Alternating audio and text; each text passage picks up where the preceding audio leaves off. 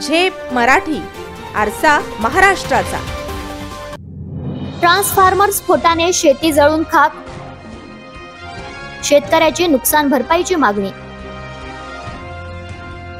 धुळे जिल्ह्यातील साक्री तालुक्यातील कासारे शिवारात एक भीषण घटना घडली आहे। शेतीत ट्रान्सफॉर्मरला अचानक आग लागल्याने लाखोंचं नुकसान झालंय। भाईदास विक्रम देवरे यांच्या शेतातील महावितरणच्या ट्रान्सफॉर्मरमध्ये तांत्रिक बिघाडामुळे शॉर्ट सर्किट झाला आणि अचानक आगीने रौद्ररूप घेतलं। या आगीत संपूर्ण पोल्ट्री फार्मसह ट्रॅक्टर, डिझेल कटर मशीन, बकऱ्या यासह अनेक महत्त्वाचं साहित्य जळून खाक झालंय। या दुर्घटनेनंतर महावितरण विभागाने पंचनामा केला असून सहाय्यक अभियंता पिंपळनेर यांनी घटनास्थळी पाहणी केली आहे। मात्र शेतकऱ्याला अद्याप नुकसान भरपाई मिळालेली नाही। देवरे यांनी महावितरण विभागाला अर्ज सादर करून नुकसान भरपाईची मागणी केली आहे। यामध्ये लाखोंचं नुकसान झाल्याचं त्यांनी स्पष्ट केलं असून लवकरात लवकर नुकसान भरपाई मिळावी अशी विनंती केली आहे।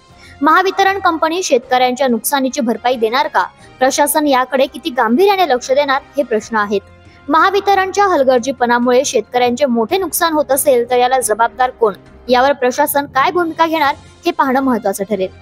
अशाच वेगळ्या आणि ताज्या बातम्यांसाठी पाहत रहा झेप मराठी, आरसा महाराष्ट्राचा। संपादक प्राध्यापक अनिल चव्हाण, धुळे।